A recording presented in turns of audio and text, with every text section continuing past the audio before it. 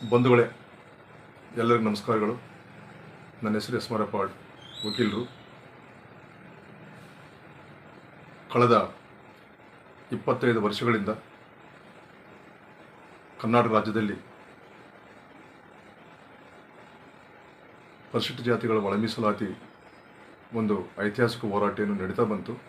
ಅದರಲ್ಲಿ ನಾನು ಕೂಡ ಸಕ್ರಿಯವಾಗಿ ಭಾಗವಹಿಸಿ ಇಲ್ಲಿ ತನಕ ಹೋರಾಟದಲ್ಲಿ ಇರ್ತಕ್ಕಂಥ ಮನುಷ್ಯ. ಯಾಕೆ ನಾನು ಇವತ್ತು ಈ ವಿಡಿಯೋನ ಅರ್ಜೆಂಟಾಗಿ ನಾನು ಮಾಡಲಿಕ್ಕೆ ಇಷ್ಟಪಟ್ಟಿದ್ದಂದರೆ, ದಿನಾಂಕ 19 ಸೆಪ್ಟೆಂಬರ್ಲಂದು ಕರ್ನಾಟಕ ರಾಜ್ಯ ಸರ್ಕಾರವು ತಮ್ಮ ವಿಶೇಷವಾದ ಕ್ಯಾಬಿನೆಟ್ಸ್ನಲ್ಲಿ 6-5-4-1 ಬದಲಿಗೆ 6-6-5 ಒಳ ಮೀಸಲಾತಿಯನ್ನು ಒದಗಿಸಿ ಅಲೆಮಾರಿಗಳಿಗೆ ಒಂದು ರೀತಿಯಲ್ಲಿ ಅನ್ಯಾಯ ಮಾಡಲಾಯಿತು. ಮುಂದುವರೆದು ಒಳ ಮೀಸಲಾತಿಗೆ ಸಂಬಂಧಪಟ್ಟಂತೆ ಈ ಕ್ಯಾಬಿನೆಟ್ ನಿರ್ಧಾರ 20ನೇ ತಾರೀಕಿಗೆ ಘೋಷಣೆ ಮಾಡಿದರು. ಆ ಘೋಷಣೆ ಮಾಡಿದಂಥ ಇದರಲ್ಲಿ ಮುಖ್ಯಮಂತ್ರಿಗಳು ಹಲವಾರು ಅಂಶಗಳನ್ನು ಘೋಷಣೆ ಮಾಡಿದ್ದಾರೆ. ಅದರಲ್ಲಿ ನಾನು 1-2-3 ಮಾತ್ರ ಹೇಳ್ತಾ ಇದ್ದೀನಿ. ಆ ಘೋಷಣೆಯಲ್ಲಿ ಒಂದು, ಎಡಗೈ ಸಮುದಾಯಕ್ಕೆ 6, ಬಲಗೈ ಸಮುದಾಯಕ್ಕೆ 6, ಸ್ಪೃಶ್ಯ ಮತ್ತು ತಲೆಮಾರು ಸಮುದಾಯಗಳಿಗೆ 5ರಷ್ಟು ಒಳ ಮೀಸಲಾತಿಯನ್ನು ಕಲ್ಪಿಸಿದ್ದಾರೆ. ಪರಿಶಿಷ್ಟ ಜಾತಿಗಳ ಶಾಶ್ವತ ಆಯೋಗ ರಚನೆ ಮಾಡಲಿಕ್ಕೆ ಕೂಡ ಒಂದು ತೀರ್ಮಾನ ತಗೊಂಡಿದ್ದಾರೆ. 3ನೇದು, ಒಳ ಮೀಸಲಾತಿ ಹೋರಾಟಗಾರರ ಮೇಲಿನ ಪ್ರಕರಣಗಳನ್ನು ಹಿಂಪಡಲಿಕ್ಕೆ ತೀರ್ಮಾನ ತಗೊಂಡಿದ್ದಾರೆ. ಸರ್ಕಾರ ಈಗ ಕೈಗೊಂಡಿರುವ ತೀರ್ಮಾನದಲ್ಲಿ ಯಾವುದಾದರೂ ಮಾರ್ಪಾಡುವ ಅಗತ್ಯತೆ ಕಂಡುಬಂದರೆ ಅವುಗಳನ್ನು ಮುಂದಿನ ರಾಷ್ಟ್ರೀಯ ಜನಗಣತಿಯಲ್ಲಿನ ಅಂಕಿಅಂಶಗಳನ್ನು ಆಧರಿಸಿ ಬದಲಾವಣೆಗಳಿಗೆ ಒಳಪಡುವ ಇದಕ್ಕೆ ಷರತ್ತುಬದ್ಧವಾಗಿದೆ ಅಂತ ಹೇಳ್ಕೊಂಡಿದೆ. ಇನ್ನೊಂದು, ದಿನಾಂಕ 25 ಆಗಸ್ಟ್ 2025ರಂದು ಸರ್ಕಾರದ ಒಂದು ಆದೇಶ ಹೊರಡಿಸಿದೆ. ಅದರಲ್ಲಿ ಪ್ಯಾರಾ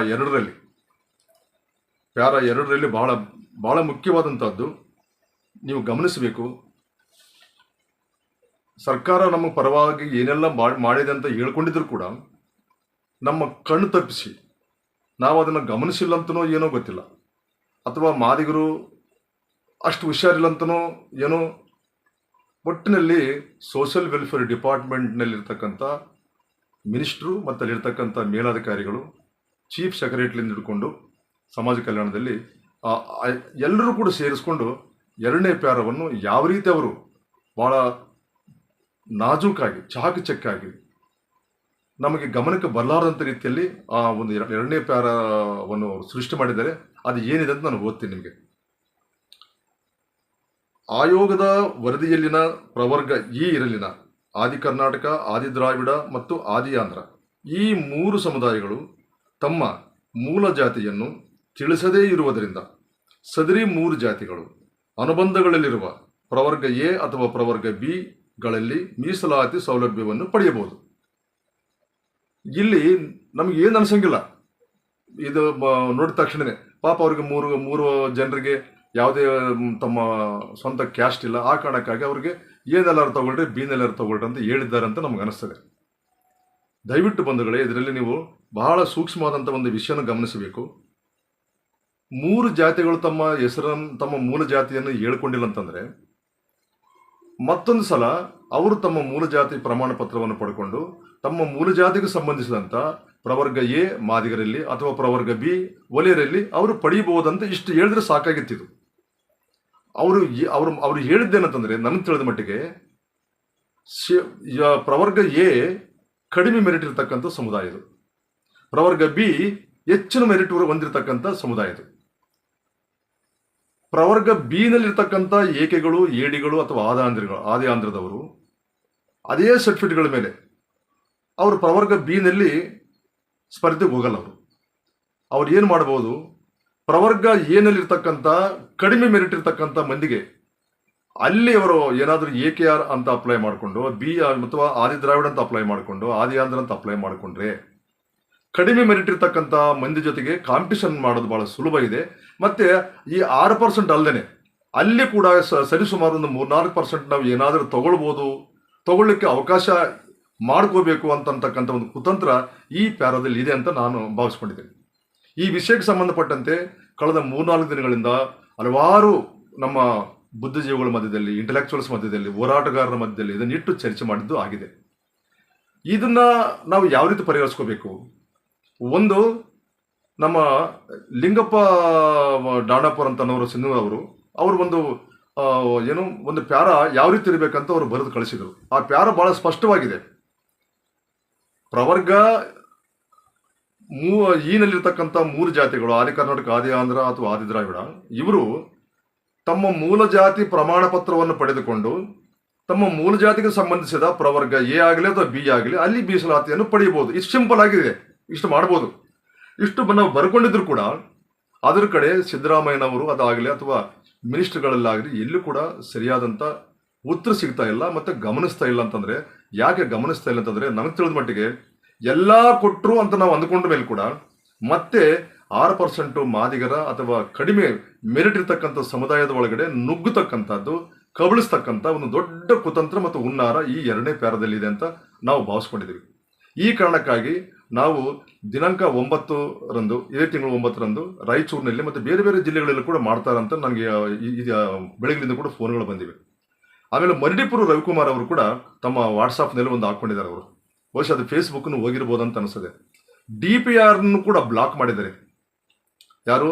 ನಮ್ಮ SC ಮಾದೇವಪ್ಪನವರು, ಮಣಿವಣ್ಣನವರು ಮತ್ತು ರಾಕೇಶ್ ಕುಮಾರ್ ಅವರು, ಇವರು 3 ಮಧ್ಯದಲ್ಲಿ DPR ಮತ್ತು ಮುಖ್ಯ ಕಾರ್ಯದರ್ಶಿಗಳು ಸರ್ಕಾರ, ಕರ್ನಾಟಕ ಸರ್ಕಾರದವರು ಏನೇ ಬರೆದ್ರು ಕೂಡ ಇಲ್ಲಿಂದ ಅವರು ಏನು ಬರೆದು ಕಳಿಸಲ್ಲ. ಇಲ್ಲಿಂದ ಯಾವುದೇ ಲೆಟರ್ ಹೋಗಲ್ಲ ಸರ್ಕಾರಕ್ಕೆ. ಅವಾಗ ಏನಾಗುತ್ತೆ? ಅದು ಬ್ಲಾಕ್ ಆಗುತ್ತೆ. ಅದು ಈ ಕಾರಣಕ್ಕಾಗಿ ಕಂಪ್ಲೀಟ್ ಸೋಷಿಯಲ್ ವೆಲ್ಫೇರ್ ಡಿಪಾರ್ಟ್ಮೆಂಟ್ನಲ್ಲಿ ಇರತಕ್ಕಂಥ ಮಿನಿಸ್ಟ್ರು ಮತ್ತು ಅಧಿಕಾರಿಗಳೇನಿದಾರಲ್ಲ, ಸೋಷಿಯಲ್ ವೆಲ್ಫೇರ್ ಕಂಪ್ಲೀಟ್ ಆಗಿ ಒಂದೇ ಸಮುದಾಯದ ಒಂದು ಕಬ್ಜೆ ಆಗಿಬಿಟ್ಟಿದೆ. ಅದು ಆ ರೀತಿ ಇರೋದು ತಪ್ಪು. ಅದು ಒಂದು ಸಮುದಾಯದ ಮೊನಪರಿ ಆಗುತ್ತೆ, ಒಂದು ಸಮುದಾಯದ ಹಿತಾಸಕ್ತಿ ಆಗುತ್ತೆ, ಒಂದು ಸಮುದಾಯದ ಅವರ ಹಿತಾಸಕ್ತಿಗೆ ಅನುಗುಣವಾಗಿ ನಡೀತಕ್ಕಂಥ ಒಂದು ಡಿಪಾರ್ಟ್ಮೆಂಟ್ ಆಗುತ್ತೆ. ಈ ರೀತಿ ಇರೋದನ್ನ ಬಾಬಾ ಸಾಹೇಬ್ ಅಂಬೇಡ್ಕರ್ ಅವರು ಕೂಡ ಎಂದೂ ಒಪ್ಪಿಲ್ಲ. ಅಂಥದ್ದು ಸರಿಪಡಿಸ್ಬೇಕಂದ್ರೆ ಅಲ್ಲಿರ್ತಕ್ಕಂಥ ಈ ಒಂದು ಮೇಲಿಂದ ಕೆಳಮಟ್ಟದಲ್ಲಿ ಇದೆಲ್ಲ ಎಲ್ಲ ಮಂದಿ ಅಲ್ಲಿ ಚೇಂಜ್ ಆಗ್ಬೇಕು. ಅವರು ಒಂದು ವೇಳೆ ಚೇಂಜ್ ಆಗದೆ ಇದ್ರೆ ಒಳ ಮೀಸಲಾತಿ ಜಾರಿ ಆದ ಮೇಲೆ ಕೂಡ ಇಂಥ ಕುತಂತ್ರಗಳು, ಇಂಥ ಮಸಲತ್ತುಗಳು ಮತ್ತು ಜಾರಿ ಆಗದಂಗೆ ಹೆಂಗೆ ನೋಡ್ಕೋಬೇಕಂತ ಅನ್ನೋದು ಕೂಡ ಇದೇ ಸೆಕ್ಷನ್ ನೋಡಲಿಕ್ಕೆ ಸಾಧ್ಯತೆಗಳಿವೆ. ಮತ್ತು ಈಗಾಗಲೇ ಅವರು ಅದೇನೇ ಮಾಡ್ತಾ ಇದ್ದಾರೆ. ಅದಕ್ಕೆ ನಾನು ಪ್ಯಾರಾ 2 ನೀವು ಭಾಳ ಸೂಕ್ಷ್ಮವಾಗಿ ನೋಡಿದ್ರೆ ಇದು ತುಂಬ ಪ್ಲಾನ್ಡ್ ಆಗಿ, ಈಗ ನೋಡಿ ನೀವು SCP ಮತ್ತು TSP ನಲ್ಲಿರ್ತಕ್ಕಂಥ ಕೋಆರ್ಡಿನೇಟರ್ ಆಗಿರ್ತಕ್ಕಂಥ ವೆಂಕಟಯ್ಯನವರು ಭಾಳ ಹಳೆ ಮನುಷ್ಯ. 10 ವರ್ಷಗಳಲ್ಲಿ ಅಲ್ಲೇ ಇದ್ದಾರೆ. ಅವರು ಚೇಂಜ್ ಆಗಿಲ್ಲ. ಅಲ್ಲಿ ಅವರು ರೆಡಿ ಮಾಡಿ ಕೊಟ್ಟಿರ್ತಕ್ಕಂಥ ಒಂದು ಪ್ಯಾರ ಇದು. ತುಂಬ ಅವರಿಗೆ ಏನಾದರೂ ಮಾಡಿ ನಾವು 6 ಅಲ್ಲ, ನಾವು 10ನೇ ತಗೊಳ್ಳೋದು ಅಥವಾ 12 ತಗೊಳ್ಳೋದಂತ ಇದ್ದಾರೆ. ಅವ್ರು ಒಂದು ವೇಳೆ ಆ ರೀತಿ ಇದ್ರೆ ಅದು ಅವ್ರ ಇಷ್ಟ. ಪಾಪ ನಾವು ಯಾವಾಗಲೂ ಕೂಡ ಹೆಚ್ಚಿಗಿರಬೇಕು, ನಿಮಗಿಂತ ಹೆಚ್ಚಿಗಿರಬೇಕು, ನಿಮಗಿಂತ ಹೆಚ್ಚು ಪಡಿಬೇಕಂತ ಅನ್ನೋದಿದ್ರೆ ಕಾನೂನು ಒಳಗಡೆ ಅದಕ್ಕೆ ಅವಕಾಶಗಳು ನಾವು ಇರ್ಲಾರ್ದಂಗೆ ಮಾಡಬೇಕು. ಈ ಕಾರಣಕ್ಕಾಗಿ ನಾವು ಸೋಷಿಯಲ್ ವೆಲ್ಫೇರ್ ಡಿಪಾರ್ಟ್ಮೆಂಟ್ ಇರ್ತಕ್ಕಂಥ SC ಮಾದೇವಪ್ಪನ ಇಮಿಡಿಯೇಟ್ ಆಗಿ ಈ ಖಾತೆಯಿಂದ ತೆಗಿಬೇಕು, ಬೇರೆ ಖಾತೆಗೆ ಕಳಿಸಬೇಕು. ಆ ಜಾಗದಲ್ಲಿ ಬೇರೆ ಸಮುದಾಯದವರು ಬರಬೇಕು. ಆ ಜಾಗಕ್ಕೆ ಸೋಷಿಯಲ್ ವೆಲ್ಫೇರ್ ನಮ್ಮ ಖಾತೆಗೆ, ಸಚಿವ ಸ್ಥಾನಕ್ಕೆ. ಮತ್ತೆ ಮಣಿವಣ್ಣನವರು ಈಗಾಗಲೇ 4-5 ವರ್ಷ ಆಗಿದೆ. ಮತ್ತೆ ಮಣಿವಣ್ಣನವರು, ರಾಕೇಶ್ ಕುಮಾರ್ ಅವರು, ಇವರು ಇಬ್ಬರು ಇರೋವರೆಗೆ ಸೋಷಿಯಲ್ ವೆಲ್ಫೇರ್ ಡಿಪಾರ್ಟ್ಮೆಂಟ್ನಲ್ಲಿ ಈ ಒಳ ಮೀಸಲಾತಿಗೆ ಸಂಬಂಧಪಟ್ಟಂತೆ ಫೇವರೇಬಲ್ ಆದಂಥ ಆರ್ಡರ್ಗಳು ಬರೋದು ಅಷ್ಟು ಈಜಿ ಇಲ್ಲ ನಮಗೆ. ಪ್ರತಿಯೊಂದಕ್ಕೂ ನಾವು ಗುದ್ದಾಡಬೇಕು. ಎಷ್ಟಂತ ನೀವು ಗುದ್ದಾಡೋಕ್ಕೆ ಸಾಧ್ಯ ಇದೆ? ಎಲ್ಲರೂ ಒಂದು ಕಡೆ ಸ್ವಲ್ಪ ಮಿಸ್ ಆದರೆ ಸಾಕು, ನಮಗೆ ಅಪಾಯಗಳು ತುಂಬ ಇವೆ. ಈ ಅಪಾಯಕಾರಿಯಾದಂಥ ಈ ಡಿಪಾರ್ಟ್ಮೆಂಟ್ನಲ್ಲಿ ಇವರು ಇರೋದು ಸೂಕ್ತ ಅಲ್ಲ. ಮತ್ತು ಇದು ಬೇರೆ ಸಮುದಾಯಗಳಿಗೆ ತದ್ವಿರುದ್ಧವಾದಂಥ ಹಿತಾಸಕ್ತಿಗಳು ಹೊಂದಿರತಕ್ಕಂಥ ಅವರು ಇರೋದ್ರಿಂದ ಸ್ವಂತ ಒಂದೇ ಒಂದು ಸಮುದಾಯಕ್ಕೆ ಅವ್ರ ಹಿತಾಸಕ್ತಿಗೆ ಸಂಬಂಧಪಟ್ಟಂಥ ಮಂದಿನೇ ಆಗಿರೋದ್ರಿಂದ ಆ ಕಾರಣಕ್ಕಾಗಿ ಅವ್ರನ್ನ ಇಮಿಡಿಯೇಟ್ ಆಗಿ ಅವ್ರನ್ನೆಲ್ಲರನ್ನೂ ವರ್ಗಾವಣೆ ಮಾಡಬೇಕು. ಮತ್ತು SC ಮಾದೇವಪ್ಪ ಅವರು ಕೂಡ ಇಮಿಡಿಯೇಟ್ ಆಗಿ ಬೇರೆ ಕಡೆ ಅವ್ರನ್ನ ಬೇರೆ ಸಚಿವ ಸ್ಥಾನವನ್ನು ಅವ್ರು ಕೊಟ್ಟು ಅವ್ರು ಕಳಿಸ್ಬೋದು. ಇದನ್ನು ನಾವು ಸಿದ್ದರಾಮಯ್ಯನವ್ರ ಹತ್ರ ಅವ್ರ ಗಮನಕ್ಕೆ ತರ್ತಾ ಇದ್ದೀವಿ ಮತ್ತು ರಿಕ್ವೆಸ್ಟ್ ಮಾಡ್ತಾ ಇದ್ದೀವಿ. ಒಂದು ವೇಳೆ ಪ್ಯಾರಾ 2ನ್ನ ಅವರು ಬದಲಾವಣೆ ಮಾಡಲ್ಲ, ತಿದ್ದುಪಡಿ ಮಾಡಲ್ಲ ಅನ್ನೋದಾದರೆ 30 ವರ್ಷಗಳ ಹೋರಾಟದಿಂದ ನಾವೇನು ಪಡ್ಕೊಂಡು ಬಂದಿವಿ ಇಲ್ಲಿ ತನ, ಅದು ಡೆಫಿನೆಟ್ ಆಗಿ 12ನ್ನ ಒಂದೇ ಒಂದು ಕಮ್ಯುನಿಟಿ ಮತ್ತೆ ಲಗ್ಗೆ ಹಾಕಿ ಸುಮಾರು 10-11% ಅವರೇ ಕಬಳಿಸ್ತಕ್ಕಂಥದ್ದು ಕೂಡ ಅವಕಾಶ ಮಾಡಿಕೊಟ್ಟಂಗಾಗುತ್ತೆ. ಯಾಕಂದರೆ ಎನಲ್ಲಿರ್ತಕ್ಕಂಥವ್ರು ಕಡಿಮೆ ಮೆರಿಟ್ ಅವರು, ಬಿ ಯಲ್ಲಿರ್ತಕ್ಕಂಥವ್ರು ಹೆಚ್ಚಿನ ಮೆರಿಟ್ ಅವರು, ಈ ಎರಡೂ ಅಸಮಾನರ ಮಧ್ಯದಲ್ಲಿ ಈ ಪೈಪೋಟಿ ಸರಿಯಾದದ್ದಲ್ಲ. ಸಮಾನರ ಮಧ್ಯದಲ್ಲಿ ಪೈಪೋಟ್ ಅಂದ್ರೆ ಕಡಿಮೆ ಮೆರಿಟ್ ಇದ್ದಂಥವ್ರು ಕಡಿಮೆ ಮೆರಿಟ್ನಲ್ಲೇ ಇರ್ತಾರೆ, ಹೆಚ್ಚಿನ ಮೆರಿಟ್ ಇದ್ದವರು ಹೆಚ್ಚಿನ ಮೆರಿಟಲ್ಲೇ ಸ್ವಲ್ಪ ಪೈಪೋಟ್ ನಡೆಸೋದು ಸೂಕ್ತ ಅಂತ ಅನ್ನೋ ಕಾರಣಕ್ಕಾಗಿ ನಾವು 9ನೇ ತಾರೀಕಿಗೆ ರಾಯಚೂರಿನಲ್ಲಿ ಕೂಡ ಒಂದು ದೊಡ್ಡ ಮಟ್ಟದ ಒಂದು ಕಾರ್ಯಕ್ರಮವನ್ನು ಮಾಡ್ತಾ ಇದ್ದೀವಿ, ಹೋರಾಟ ಮಾಡ್ತಾ ಇದ್ದೀವಿ. ಮತ್ತೆ ಮಾದೇವಪ್ಪ ಅಂತವ್ರನ್ನ, ಮಣಿವಣ್ಣನ್ ಅಂತವ್ರನ್ನ, ಇವರೆಲ್ಲರೂ ಕೂಡ ಅಲ್ಲಿಂದ ಚೇಂಜ್ ಮಾಡಲೇಬೇಕು. ಒಂದು ವೇಳೆ ಚೇಂಜ್ ಮಾಡದೆ ಹೋದರೆ ಇದು ಡೆಫಿನೆಟ್ ಆಗಿ ಪ್ಯಾರ 2 ಮಾದಿಗರ ಪಾಲಿಗೆ, ಮಾದಿಗ ಸಂಬಂಧಿತವರ ಜಾತಿಗಳಿಗೆ ಇದು ಮರಣ ಶಾಸನವಾಗಿ ಪರಿವರ್ತನೆ ಆಗುತ್ತೆ. ನಾವು ಹೋರಾಟ ಮಾಡಿದ್ರು ಕೂಡ ಲಾಭ ಇಲ್ಲ, ನೀವು ಏನೇ ಮಾಡಿದ್ರು ಲಾಭ ಇಲ್ಲ. ನೀವು ನೋಡ್ರಿ ಎಲ್ಲದನ್ನು ಚೇಂಜ್ ಮಾಡಿದ್ದಾರೆ, ಇದೊಂದನ್ನು ಮಾತ್ರ ಹಂಗೆ ಇಟ್ಕೊಂಡಿದ್ದಾರೆ. ಮತ್ತೆ ಸಿದ್ದರಾಮಯ್ಯನವರು ಕೂಡ ಈ ವಿಷಯದಲ್ಲಿ ಯಾವುದೇ ಕ್ರಮ ಕೈಗೊಳ್ಳಕ್ಕೆ ಹಿಂದೇಟು ಆಗ್ತಾ ಇದ್ದಾರೆ ಅಂತ ಅನ್ನೋದು ಕೂಡ ಮಾಹಿತಿ ಇದೆ. ಆ ಕಾರಣಕ್ಕಾಗಿ ದಯವಿಟ್ಟು ಬಂಧುಗಳೇ, ಎಲ್ಲ ಜಿಲ್ಲೆಗಳಲ್ಲಿ ಇರ್ತಕ್ಕಂಥ ನಮ್ಮ ಹೋರಾಟಗಾರರು, ನೀವು 11 ಒಳಗಡೆ ಅಂತಂದ್ರೆ 9 ಅಥವಾ 10 ಒಳಗಡೆ ಬೃಹತ್ ಪ್ರಮಾಣದ ಪ್ರತಿಭಟನೆಗಳನ್ನು ಎಲ್ಲ ಜಿಲ್ಲೆಗಳಲ್ಲಿ ನೀವು ಮಾಡಿದ್ರೆ ಸರ್ಕಾರದ ಮೇಲೆ ಒತ್ತಡ ಆಗುತ್ತೆ. ಆಮೇಲೆ ನಮ್ಮ ಪರವಾಗಿರ್ತಕ್ಕಂಥ ನಾಯಕರು ಒಳಗಡೆ ಮಾತಾಡಲಿಕ್ಕೆ ಅನುಕೂಲ ಆಗುತ್ತೆ. ಇಲ್ಲದೆ ಹೋದ್ರೆ ಒಬ್ಬ ನಾಯಕ ಇದ್ದಾನೆ, ಆ ನಾಯಕಕ್ಕೂ ಧ್ವನಿ ಆಗಲ್ಲಲ್ಲಿ. ಆ ಕಾರಣಕ್ಕಾಗಿ ನಮ್ಮ ಸಮಾಜ ಎಲ್ಲ ಜಿಲ್ಲೆಗಳಲ್ಲಿ ಈ ವಿಷಯಗಳಲ್ಲಿ ಎಲ್ಲರೂ ಪ್ರತಿಭಟನೆಗಳನ್ನ ಬಹಳ ದೊಡ್ಡ ಮಟ್ಟದ ಪ್ರತಿಭಟನೆಗಳು. ಈ ವಿಷಯದಲ್ಲಿ ನಾವು ಯಾವುದೇ ಒಂದು ಜಾತಿ ವಿರುದ್ಧ ನಾವು ಮಾತಾಡ್ತಾ ಇಲ್ಲ. ಒಂದು ಜಾತಿ ವಿರುದ್ಧ, ಒಂದು ಕಮ್ಯುನಿಟಿ ವಿರುದ್ಧ, ಸಮುದಾಯದ ವಿರುದ್ಧ ಇದು ಒಂದು ಸಮುದಾಯದ ಏಕಸ್ವಾಮ್ಯ ಅಂತೀವಲ್ಲ ನಾವು, ಮೊನಪಲಿ ಮತ್ತು ಸ್ವಾಯತ್ತಾಸಕ್ತಿ, ಆ ಸಮುದಾಯದ ಒಂದು ಆ ನಡವಳಿಕೆಗಳು ಇವೆಲ್ಲದೂ ಕೂಡ ಗಮನದಲ್ಲಿ ಇಟ್ಟುಕೊಂಡು ಈ ರೀತಿ ಇದು ಇದ್ರೆ ಸರಿ ಆಗಲ್ಲ. ಅವರು ಚೇಂಜ್ ಆದ್ರೇ ಒಳ ಮೀಸಲಾತಿ ಜಾರಾಗಲಿಕ್ಕೆ ಸುಲಭ ಆಗುತ್ತೆ ಅಂತ ಅನ್ನೋ ಕಾರಣಕ್ಕಾಗಿ ನಮ್ಮ ಈ ನಿಲುವು ತಾಳಿದ್ದೀವಿ ನಾವು. ಈ ಕಾರಣಕ್ಕಾಗಿ ಎಲ್ಲ ಜಿಲ್ಲೆಗಳಲ್ಲಿ ನಮ್ಮ ಹಿರಿಯ ಹೋರಾಟಗಾರ ಅವರು ಯಾವುದೇ ಪಕ್ಷದಲ್ಲಿರಲಿ, ಯಾವುದೇ ಸಂಘಟನೆಯವರಿರಲಿ, ನೀವು ಇದನ್ನ 9 ಅಥವಾ 10 ಒಳಗಡೆನೆ ಈ ಪ್ರತಿಭಟನೆಗಳನ್ನು ಬಹಳ ತೀವ್ರತರವಾದಂಥ ರೀತಿಯಲ್ಲಿ ಮಾಡಿದರೆ, ನಾವು ಆಗಸ್ಟ್ 15ಕ್ಕೆ ಏನು ಗೆರವುಗಳನ್ನ ಮಾಡಿದ್ವಲ್ಲ ಅದು ಎಷ್ಟು ಪರಿಣಾಮಕಾರಿ ಆಗಿತ್ತು, ಅದಕ್ಕಿಂತ ಹೆಚ್ಚಿನ ಪರಿಣಾಮಕಾರಿಯಾದಂಥ ರೀತಿಯಲ್ಲಿ ಇದನ್ನು ಮಾಡೋದು ಸೂಕ್ತ ಅಂತ ಅನಿಸಿದೆ. ಅದಕ್ಕೆ ನಿಮ್ಮೆಲ್ಲರಿಗೂ ಕೂಡ ನನ್ನ ವಿನಂತಿ ಇದೆ, 9 ಅಥವಾ 10ಕ್ಕೆ ಬೃಹತ್ತಾದಂಥ ಒಂದು ಪ್ರತಿಭಟನೆಗಳನ್ನು ನೀವು ಮಾಡಲೇಬೇಕು. ಇದು ಕೊನೆಯ ಮತ್ತು 2ನೇ ಹಂತದ ಹೋರಾಟವಾಗಿ ಪರಿವರ್ತನೆ ಆದರೂ ಪರವಾಗಿಲ್ಲ, ನಮಗೆ ಎಲ್ಲ ಮುಗಿತಲ್ಲಪ್ಪ ಅಂತಂತಾರೆ, ನಮ್ಗೆ ಹಂಗೆ ಅನಿಸ್ವಲ್ದು. ಇದು 2ನೇ ಹಂತದ ಹೋರಾಟವಾಗಿ ಪರಿವರ್ತನೆ ಆಗುತ್ತೆ. ಆ ಕಾರಣಕ್ಕಾಗಿ ಎಲ್ಲ ನಮ್ಮ ಮಾದಿಗ ಬಂಧುಗಳು ಎಲ್ಲ ಜಿಲ್ಲೆಗಳಲ್ಲಿ ಇರತಕ್ಕಂಥವರೆಲ್ಲ ಇದನ್ನ ನೀವು ಮಾಡಿದ್ರೆ ನಾವು ಏನಾದರೂ ನಮ್ಮ ಹೋರಾಟದ ಪ್ರತಿಫಲವನ್ನು ಉಳಿಸ್ಕೊಳ್ಳೋಕ್ಕಾಗುತ್ತೆ. ಇಲ್ಲದೆ ಹೋದ್ರೆ ನಾವು ಇದನ್ನು ಉಳಿಸ್ಕೊಳ್ಳೋಕ್ಕಾಗಲ್ಲ. ಆ ಕಾರಣಕ್ಕಾಗಿ 2 ಡಿಮಾಂಡ್ಗಳಿವೆ. ಒಂದು, ಆ ಸೋಷಿಯಲ್ ವೆಲ್ಫೇರ್ ಡಿಪಾರ್ಟ್ಮೆಂಟ್ ಇರ್ತಕ್ಕಂಥ ಒಂದೇ ಸಮುದಾಯದ ಮಂದಿನ ಅಲ್ಲಿಂದ ನೀವು ವರ್ಗಾವಣೆ ಮಾಡ್ರಿ.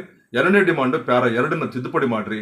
ಏನದು, 3 ಆದಿ ಕರ್ನಾಟಕ, ಆದಿ ದ್ರಾವಿಡ, ಆದಿ ಆಂಧ್ರ ಇರ್ತಕ್ಕಂಥ ಮಂದಿ ಅವರು ಮೂಲ ಜಾತಿ ಪ್ರಮಾಣ ಪತ್ರಗಳನ್ನು ಪಡ್ಕೊಂಡು ಆ ಜಾತಿ ಪ್ರಮಾಣ ಪತ್ರಕ್ಕೆ ಹೇಗೆ ಸಂಬಂಧಪಟ್ಟರೆ ಏನಲ್ಲಿ ತಗೊಳ್ಳಿ ಅವರು ಮೀಸಲಾತಿ, ಬೀದ್ನಲ್ಲಿದ್ದರೆ ಬೀಗ್ ಸಂಬಂಧಿತ ಇದರಲ್ಲಿ ತಗೊಳ್ಳೋರು. ಇಷ್ಟು ನಮ್ಮ ನಿಲುವಾಗಿದೆ. ಜೊತೆಗೆ ಇಮಿಡಿಯೇಟ್ ಕಂದಾಯ ಇಲಾಖೆಯವರು ಕೂಡ ಹಿಂದಕ್ಕಿರ್ತಕ್ಕಂಥ ಏಕೆ ಎಡಿ ಮತ್ತು ಆದಾಂಧ್ರ ಸರ್ಟಿಫಿಕೇಟ್ಗಳಿದ್ದವರಿಗೆ ಕೂಡಲೇ ಜಾತಿ ಪ್ರಮಾಣ ಪತ್ರವನ್ನು ಇಶ್ಯೂ ಮಾಡಿದ್ರೆ ಒಂದು 15 ದಿವಸದಲ್ಲಿ ಮುಗಿತದೆ. ಈ ಪ್ರೊಸೆಷನ್ ದೊಡ್ಡ ವಿಷಯ ಇದು. ಅದು 40 ಲಕ್ಷ ಇರಲಿ ಎಷ್ಟಾದ್ರೂ ಇರಲಿ. ಈಗ ಬೇಕಾಗಿದ್ದು ಇಮಿಡಿಯೇಟ್ ಆಗಿ ನಮ್ಗೆ ಬೇಕಾಗಿದ್ದು ವಿದ್ಯಾವಂತರಿಗೆ, ನೌಕರಿಗೆ ಅಪ್ಲೈ ಮಾಡ್ತಕ್ಕಂಥವ್ರಿಗೆ ಇಮಿಡಿಯೇಟ್ ಬೇಕಾಗಿದೆ. ಆ ವರ್ಗಕ್ಕೆ ಇಮಿಡಿಯೇಟ್ ಆಗಿ ಕಂದಾಯ ಇಲಾಖೆಯವರು ಈ ಕ್ರಮವನ್ನು ಕೈಗೊಳ್ಳಲಿಕ್ಕೆ ಸಿದ್ದರಾಮಯ್ಯನವರು ಕ್ರಮ ಕೈಗೊಳ್ಳಬೇಕು ಮತ್ತು ಆದೇಶಿಸಬೇಕಂತ ನಾನು ಈ ಸಂದರ್ಭದಲ್ಲಿ ಹೇಳ್ತಾ ಇದ್ದೀನಿ. ನಮಸ್ಕಾರ.